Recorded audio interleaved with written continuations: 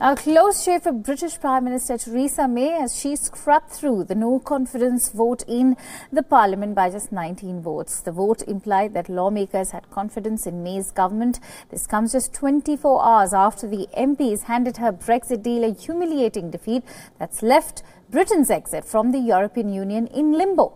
The announcement of the results were met with cheer from Conservative lawmakers, while May swiftly took to the microphone to say that she does not take the responsibility lightly. She also promised to work on a smooth exit of Britain from the European Union. Listen in. On a point of order, Mr. Speaker, I'm pleased that this House has expressed its confidence in the government tonight. I do not take this responsibility lightly, and my government will continue its work to increase our prosperity, guarantee our security and to strengthen our union.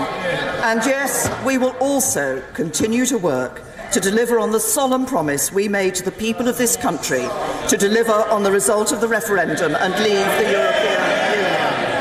I believe this duty is shared by every member of this House, and we have a responsibility to identify a way forward that can secure the backing of the House. Theresa May also proposed immediate talks with other party leaders in an attempt to break the deadlock on a divorce agreement. But leader of opposition Jeremy Corbyn made it clear that he was not willing to have talks with the Prime Minister until she rules out a no-deal Brexit. Thank you, Mr. Speaker. Last night, the House rejected the government's deal emphatically. A week ago, the House voted to condemn the idea of a no-deal Brexit. Before there can be any positive discussions about the way forward, the government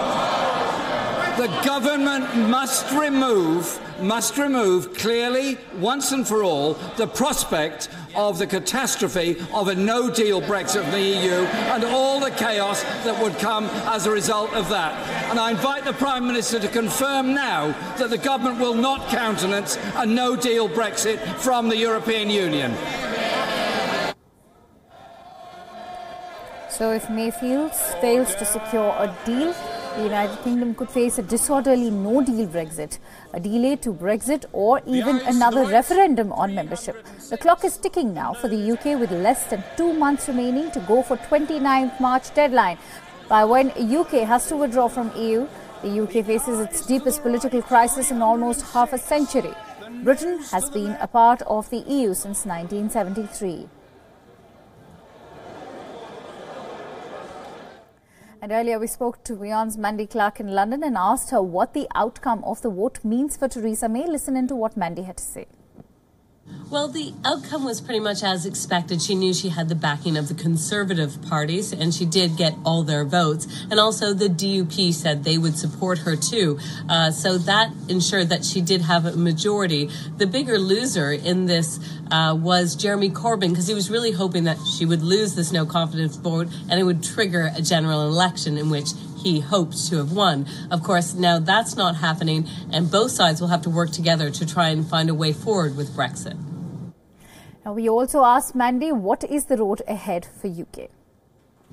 Well, right after the vote, Theresa May immediately invited the leaders of the other parties for a meeting. She suggested starting that night. They need to find a solution, and it has to be a cross-party solution in order for a deal to get passed through that House. That is abundantly clear now. She knows what doesn't work, which was her deal that was resoundingly rejected. So they will have to come with a compromise solution. Now, Jeremy Corbyn immediately said he would not meet her until she takes the no-deal Brexit off the table and work to more tangible solutions. So she will have to find that compromise position before she can go back to Brussels. We also asked Mandy if she thinks UK is heading towards a no-deal Brexit, and this is what Mandy had to say.